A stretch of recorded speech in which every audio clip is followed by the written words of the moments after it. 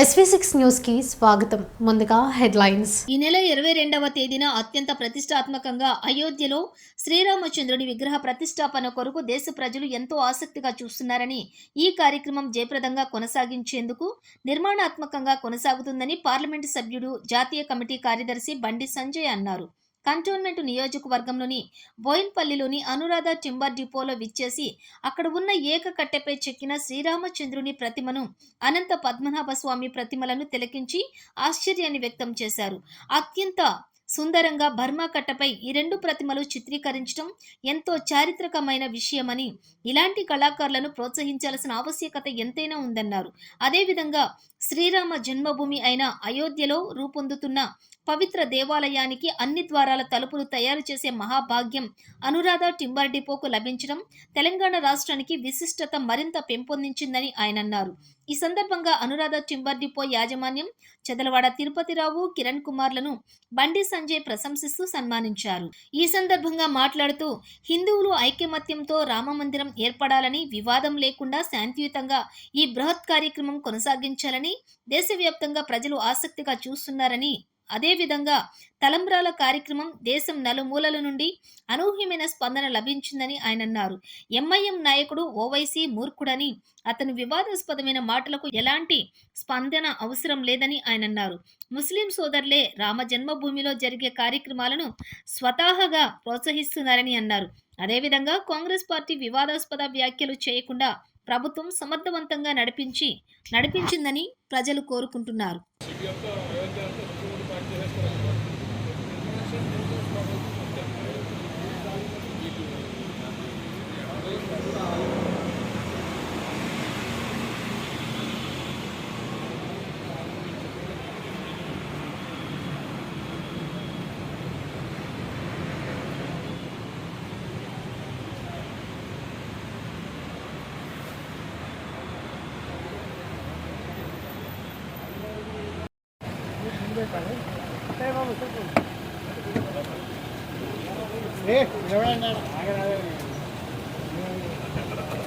అన్న జరగాలి వీలు అవుతాయి పైకి లేపు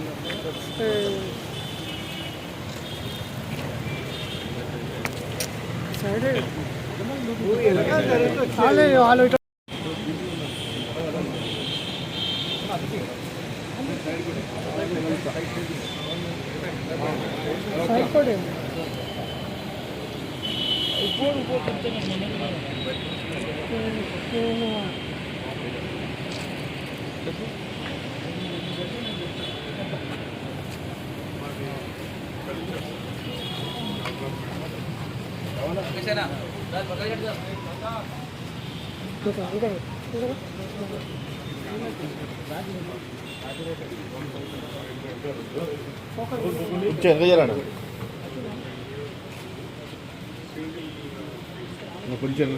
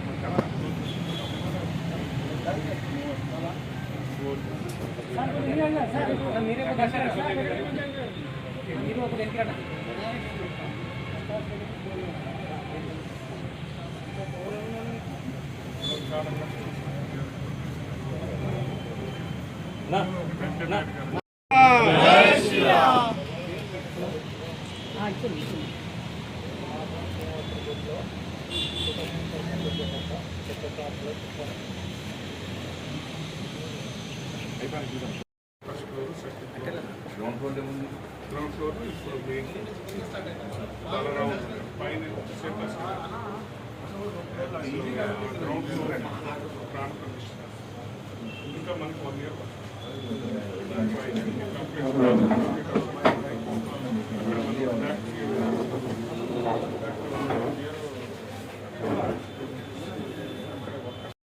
అక్కడ జరిగినటువంటి సంఘటనను చాలా సీరియస్ తీసుకోవాలి. ఆ ఫాల్తుగాలను తీసుకురావాలి, పబ్లిక్లో శిక్షించాలి. ఇంకొకసారి ఇటువంటి చేయడానికి ఇంకోటి సాహసించదు. అట్లా చేస్తే హిందూ సమాజానికి కాంగ్రెస్ పార్టీ ప్రభుత్వం విశ్వాసం నమ్మకం ఏర్పడుతుంది. లేకుంటే హిందూ సమాజం రోడ్ల మీద ఎక్కి ధర్నాలు ఆందోళన చేసే పరిస్థితి వస్తే ఆలోచించండి. 80% మీరు అనుకుంటున్నారు మేము వీళ్ళు ఓట్లేస్తేనే గెలిచినాం, మేము వాళ్ళు ఓట్లేస్తేనే గెలిచినాం, 12% ఓట్లేస్తేనే గెలుస్తాం మీరు అనుకోవచ్చు.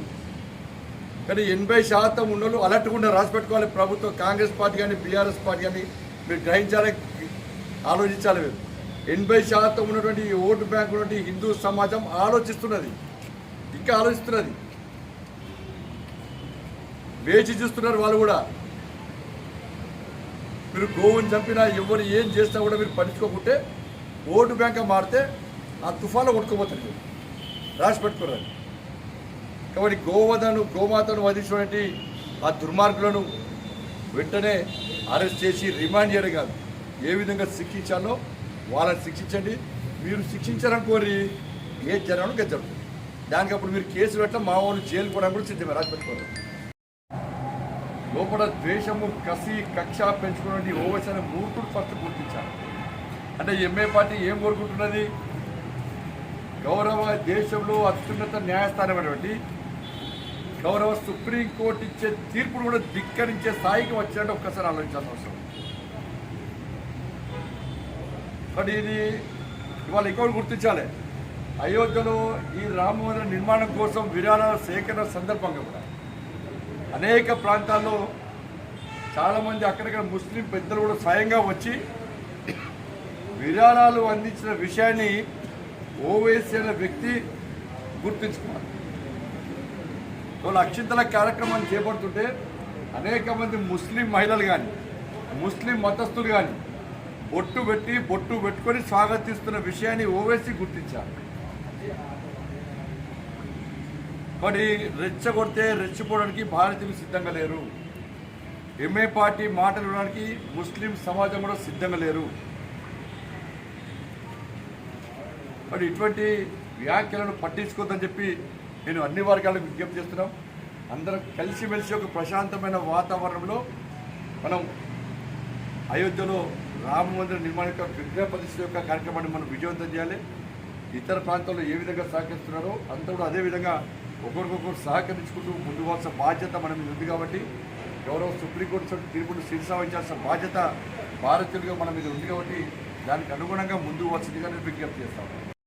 ప్రతి భారతీయ జనతా పార్టీ కార్యకర్తలు కమిట్మెంట్తో పనిచేసే ప్రతి కార్యకర్త కూడా పార్టీ ఆదేశాలను, పార్టీ నాయకత్వం అందరూ కలిసి సమిష్టిగా నిర్ణయం తీసుకునే ఆదేశాలను శిరసా వహిస్తారు. దానిలో భాగం కూడా ఆ కార్యకర్తలో బండి సంజయ్ కూడా కార్యకర్త. ధన్యవాదాలు. ఫాల్తు కొడుకు కొంతమంది ఉత్సాగాళ్ళు బరిదగించి బలిపెక్కి వాళ్ళ ఇంట్లో గోమాతగా భావించి పూజ చేసుకున్నటువంటి గోవుని తీసుకుపోయి వధించి దావత్ చేసుకోవడం నిజంగా దుర్మార్గం, సిగ్గుచేటది. నిజంగా నాలాంటి ఉండదు మాత్రం అటువంటి ఫాల్తుగా పట్టుకొచ్చి పబ్లిక్లో పనిష్మెంట్ ఇచ్చేవాడిని. ప్రభుత్వం క్షమించాలి, తీసుకోవాలి. ఏదో గోవు కదా అని చెప్పి మీరు భావిస్తే చూస్తున్నాం. నేను కూడా వేడి చేస్తున్నా. దీన్ని ఇంకా వాళ్ళ మీద చర్యలు తీసుకోకుంటే వాళ్ళ ఆస్తిపాస్తులు మొత్తం జప్తు చేయాలి. ఉత్తరప్రదేశ్లో యోగి గారు జప్తు చేస్తలేరా? గోవులు వధించిన పేద ప్రజలు ఇబ్బంది పెట్టడం మొత్తం ఆస్తిపాస్తులు మొత్తం జప్తు చేసి పడేస్తున్నాడు. గుడిలో జరిగితే గుడి కొడుతున్నాడు. సంపూర్ణ వాడిని తీసుకొచ్చి మొత్తం వాడిని ఇల్లు మొత్తం గురగొట్టిన వాడిని, నడి బజార్లో ఉన్న శిక్షించడం అని. అరే ఇంట్లో గోమాతను పూజ చేసుకుంటే ఆ గోమాతను తీసుకుపోయి దొంగతనంగా రాత్రి కూడా ఎత్తుకపోయి ఆ చిన్న పిల్లాడు ఏడుస్తున్నాడు, గోమాత అని ఏడుస్తున్నాడు. ఈ ఫాల్తునా కొడుకులను క్షమించే వాటికనే ఈ సమాజం తయారు. ఇక కొంతమంది ఉంటారు, ఇక హిందువులునే మేము హిందూ కట్టని చెప్పుకుంటారు, ఇంట్లో ఉంటారు, బయటకు వెళ్ళరారు. కానీ ఇది దుర్మార్గమైన చర్య. దీన్ని ఆశామాషగా తీసుకోవద్దు. ఇంట్లో పూజ చేసుకునేటువంటి ఓ గోవుని తీసుకుపోయి నిర్దాక్షణ్యంగా హతమార్చి దాన్ని దావా చేసుకోవడం ఎందుకంటే మూర్ఖత్వం కాదు. ఇది కావాలని చేసింది, ఇది కావాలని చేసినటువంటి దుర్మార్గమైన సంఘటన. కాబట్టి మళ్ళీ దీన్ని వీళ్ళని శిక్షిస్తే వాళ్ళేమనుకుంటారో, వాళ్ళని శిక్షిస్తే వీళ్ళని అనుకుంటారో అంటే హిందూ సమాజం ఆలోచిస్తుంది. అంటే కాంగ్రెస్ పార్టీ ప్రభుత్వంలో కూడా మన బతుకు కిందే గోవులను చంపినా, మనుషులను చంపినా, హిందూ దేవులను కించపరిచినా, హిందూ ధర్మాన్ని అవమానాలకు గురి చేసినా, హిందూ సమాజాన్ని చీల్చే ప్రయత్నం చేసినప్పుడు కూడా, హిందువుల మీద దాడి జరిగినా కూడా, హిందువులను హేళనగా చూసినప్పుడు కూడా మన బతుకు గింతే అని చెప్పి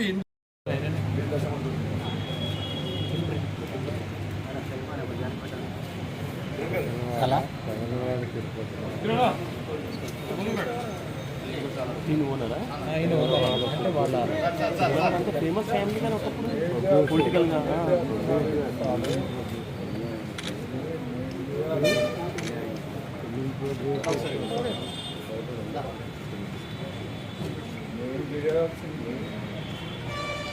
మన హైదరాబాద్ అయోధ్య